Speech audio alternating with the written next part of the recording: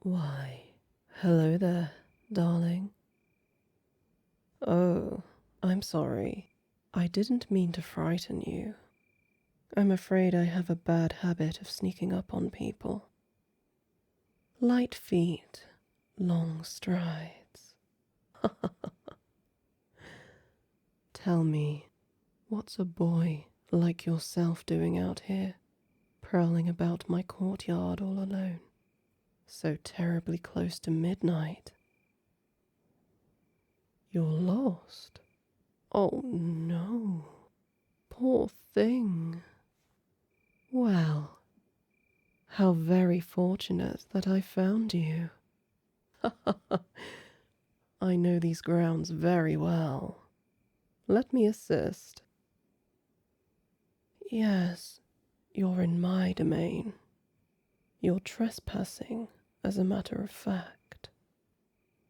But don't fret. I don't mind. I'm sure it was only an honest mistake. By a lost, scared little boy trying to find his way home. Do you see those majestic great towers spiraling up to the clouds behind me? Those thick walls of stone bristling with thorny ivy. That is my home. You're on the outskirts of my castle. You seem skeptical. Have you never met a woman who's lived in a castle before? You don't think I would lie to you, do you? Do I look to you like a dishonest person? No, it's the truth. I promise. This castle has been my home for, oh, well, so many years. I blush to name the number. But suffice to say, I have resided here for a very long time. And it's likewise been very long indeed, since I last entertained a guest. Oh, well, how kind of you to say. Good boy, you're quite the little charmer, aren't you? I can already tell. We'll get along famously. I have been told before that I look younger than my years. Perhaps the soft moonlight is merely being generous with my features. Or perhaps it's true what they say, that young men oft mistake the refined regal beauty of an older woman for youth. Do you think that's true? Of course you don't know. You don't know anything, do you? You don't know where you are. You don't know whose lonely grounds you've inadvertently tread. You don't even know the name of the woman who's about to bring you home. But it would be my pleasure to teach you. I am the Countess T, but you may call me Countess. And what might I call you, my lost little lamb? A pleasure to make your acquaintance, even if it had to be under such, unusual circumstances. I often find that the most intimate connections are made by happenstance. Chance meetings at the dead of night, rather like the one we're having right now. A shame they're so infrequent. As I said, it's been quite a few moons since I last had someone stumble into my hunting grounds. Why, yes, this courtyard is my hunting ground. In my younger days, my friends and I would fritter away half the nights of spring and summer here. My old companions so loved the thrill of the hunt when they were alive. Death, sadly, has dulled their taste for chasing prey. Mine, however, remains quite undiminished. Oh, we hunted all sorts of beasts. Pheasant, fox, rabbit. Even on occasion, that most crafty prey animal, man. Oh, how many men did we hunt on these grounds? Dozens, doubtless. So long ago, but their heavy footfalls, their haggard breaths, the scent of fear in the midnight air. The memories are as crisp and savoury as though they were made only yesterday. Oh, are you frightened? Don't think I didn't see you step backwards just now. What's wrong? Don't bother speaking. Your stammering is quite cute, but also quite unnecessary. I know just what's happening. Something in you knows instinctively that I'm telling the truth. In fact, something about me you can't quite put your finger on has had the hairs on your neck standing up and goosebumps prickling your arms since you saw me, hasn't it? This fragile woman, all alone, here in the dark, has you slowly melting into a messy bundle of nerves. That's all right. Here, let me make this easier for both of us. No, don't struggle now. I have you. You're not getting free. Let me wrap my arms around you and draw you into my body. Do you like that? No. Oh, what's the matter, darling? Are you one of those boys who doesn't like to be embraced? Are you shy? I only wish to give you a big hug. Come here. You don't want me to? A pity. I'm afraid I have to insist.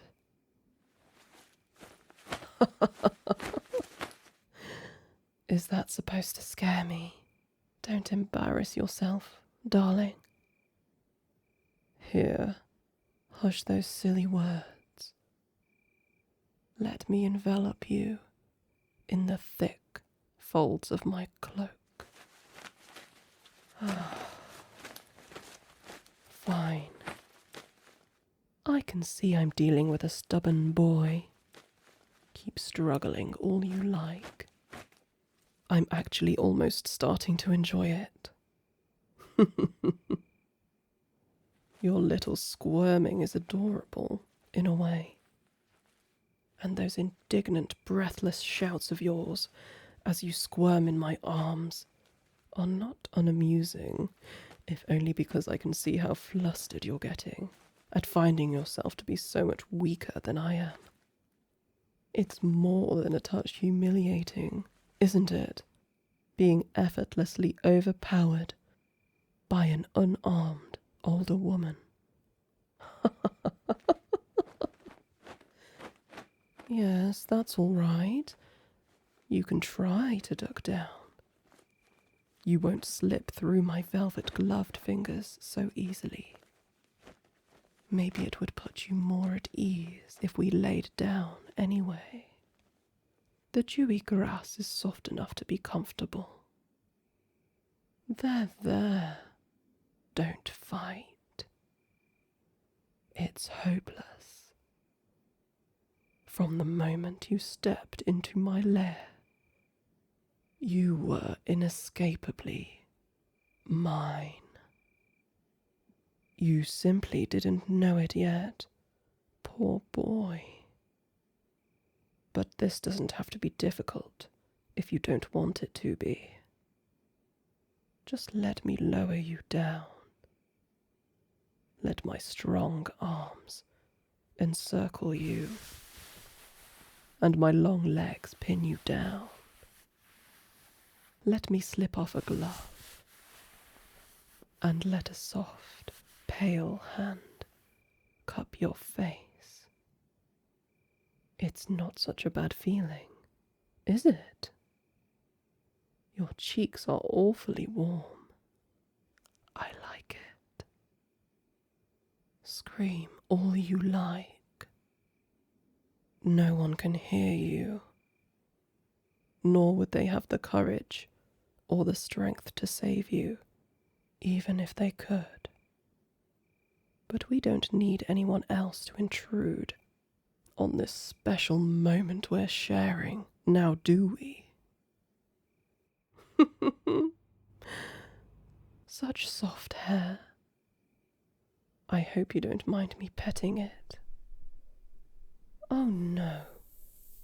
Don't lie to me, darling. You like it when I pet your head. I heard that purr. Shall I reward you with another? If I do, I hope you'll be a good boy for me and stop struggling so much. Oh, there's that whine again. You do like it. Of course you do. My touch is soothing, isn't it? You can't explain it any more than you could explain your wordless fear at the sight of me earlier.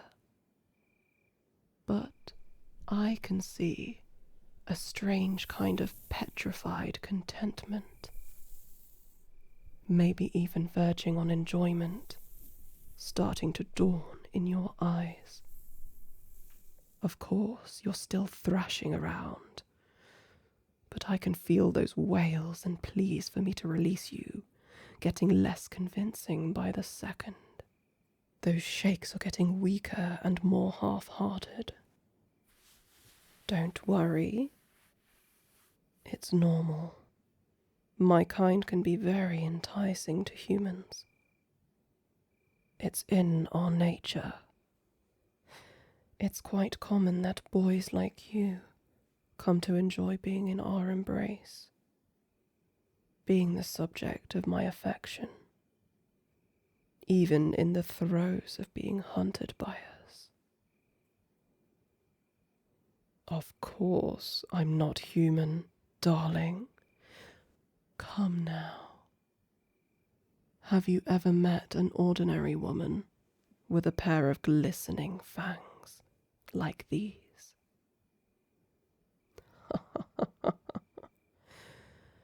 Oh, they make your little heart quiver when I bear them, don't they?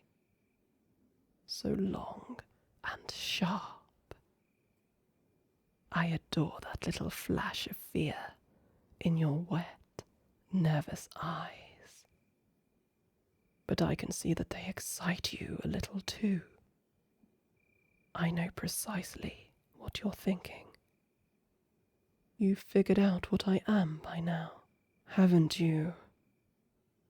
And you're wondering what it would feel like if these fangs of mine found their way into your pretty little exposed neck, and I just...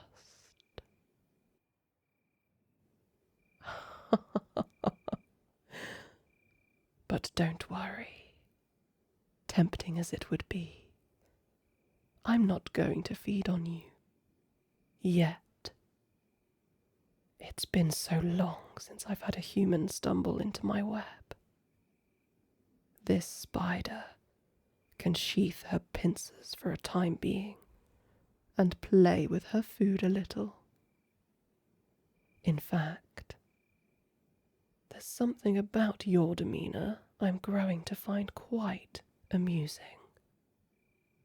That anxious mewling, those frightened puppy eyes. I think I'll take my time with you. No struggling. Be still. Calm yourself. Good boy. See how quickly you've begun to obey. Oh, yes. You might be suited for more than just a meal. You might be a candidate for more. I'll take my time with you, indeed. I was human as well, once, you know. Long ago, just a small, inconsequential girl, running around in this big, bustling world. Not so very different from you. But then something happened. Something absolutely wicked. And when it was over, I became the Countess. My skin paled, my teeth grew into fangs. My lips took on this luscious, natural red you find so enthralling.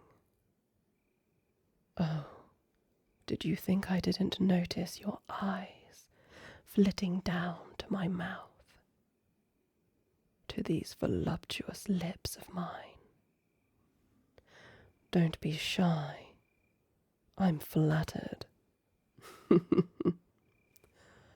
If you wanted a taste, all you needed to do was ask. This need not only be fun for me, after all.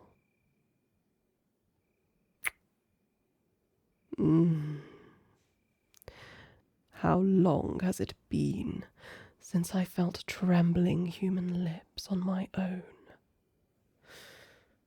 That was excellent.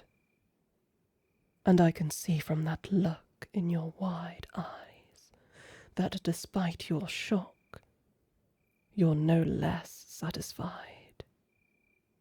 But we are hungry creatures, aren't we? The both of us.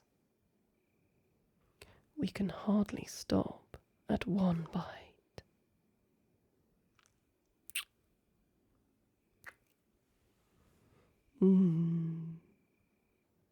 As much as I hate to part from you, I fear we're burning moonlight. We'll retire to the castle now, you and I. I'll find a room for you. Or perhaps you'd prefer to rest in my bed. Another little treat I might reward you with, if you're a good boy. As I said, this need not only be a fulfilling experience for me. I have so many plans unfurling in my mind for you, pet. You might just be the one I've been looking for. But time will tell. Now, one last kiss. All right. On your feet. You won't resist any more, will you? You're under my spell now, aren't you? I can see it in your eyes, even as part of you wants desperately to run. You can't help but instinctively obey your gentle mistress. Good boy. But next time, you must respond with, no, mistress, or no, Countess. I haven't decided how I'd prefer you to address me when you're serving me. but you will be serving me so much in the coming days. We have time to sort that out. Take my hand now and follow me. You know, you should have just asked the townfolk why they take such care not to wander up here by mistake, especially at night. Or perhaps you did ask, and when they told you the story of the dreadful vampire who wears the guise of a beautiful woman dwelling in this very castle, you didn't listen, did you? I'll bet you even chuckled to yourself later. What a ridiculous fable. Nothing more than a lie to scare schoolchildren. I don't believe in campfire tales of vampire countesses stalking boys and snatching them up in the dark of night. Well, my darling, my advice is you'd best start believing in those tales. You're in one.